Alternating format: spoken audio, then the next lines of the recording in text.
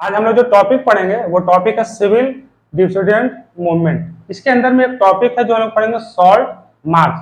आपके exam point of view की तरफ से ये जो टॉपिक है वो बहुत इंपॉर्टेंट है। वो टॉपिक क्या है? वो है सॉल्ट मार्च। 5 नंबर का ये क्वेश्चन आता है, किसी का 3, लेकिन 5 और 3 मार्क्स के लिए ज्यादा इंपॉर्टेंट है।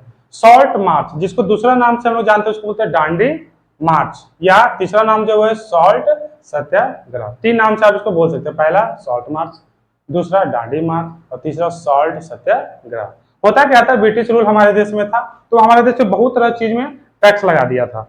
आपको गेहूं पर, पानी पर, तेल पर, हर एक चीज पे इतना तरह का 100 तरह का चीज में टैक्स लगा देता है ताकि ज्यादा रेवेन्यू जनरेट हो सके। तो उसी में से सॉल्ट हमारा जो था उसको 8.2% रेवेन्यू उसको सिर्फ सॉल्ट से आता था। अब पूछा जाता है क्वेश्चन कि गांधी जी ने सॉल्ट को ही क्यों चुना? क्योंकि आपको पता है कि हमारे सोसाइटी का गरीब से गरीब और अमीर से अमीर जो तबका होता है वो सारा का सारा सॉल्ट को ही यूज करता है। इसीलिए हम लोग क्या करते हैं, सॉल्ट को ही गांधी जी चुने। उसके बाद आपको क्या होता है कि गांधी जी का टारगेट था कि हमारे मूवमेंट को मास मूवमेंट बना सके। मास का मतलब ज्यादा से ज्यादा लोगों को कैसे जोड़ सके, इसीलिए उन्होंने सॉल्ट को ही चुना ताकि हमारे सोसाइटी का एकदम लोअर तबका से लेकर हायर तबका सब लोग इसके अंदर में आ सके। इसीलिए उन्होंने सॉल्ट मार्च स्टार्ट किया।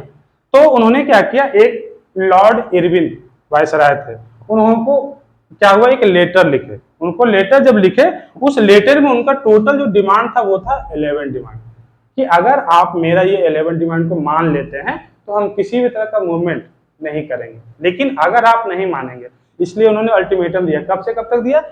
11 डिमांड था, उसमें डेट जो था वो था 31 जनवरी 1930 से लेकर के 11 मार्च 1930, जो कि काफी लंबा समय होता है। बोला कि सर अगर आप मेरा जो 11 डिमांड है उस डिमांड को अगर 31 जनवरी 1930 से लेकर के 11 मार्च 1930 तक अगर आप फुलफिल कर देते हैं तो हम किसी भी तरह का आपको जो मूवमेंट है वो देश में नहीं करेंगे। लेकिन लॉर्ड इरविन को कुछ समझ ही नहीं, बोलते रहता है ऐसे ही, कोई दिक्कत नहीं। लेकिन उन्होंने गांधी जी के बात को इग्नोर कर दिया। तब जाके फाइनली गांधी जी को क्या हुआ, 12 मार्च 1930 को, ठीक है, उनका एक आश्रम था, अहमदाबाद में पड़ता है, गुजरात में एक जगह है अहमदाबाद, वहां पर था, उसको बोलते हैं साबरमती आश्रम, जहां पर वो अपने शिष्य के साथ रहते थे। टोटल कितना उनका फॉलोवर्स था वहां पर? 78। उनके साथ उन्होंने वहां से चालू कर दिया, स्टार्ट किए। कहां से किए?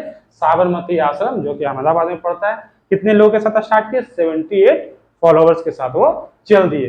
पर डे कितना चलते थे? तो 10 माइल्स पर डे वो चलते थे। कितना दिन चले? तो 24 डेज वो चले। टोटल कितना चले? 240 माइल्स, जो कि अगर किलोमीटर में बात करेंगे तो वो होता है 385 किलोमीटर।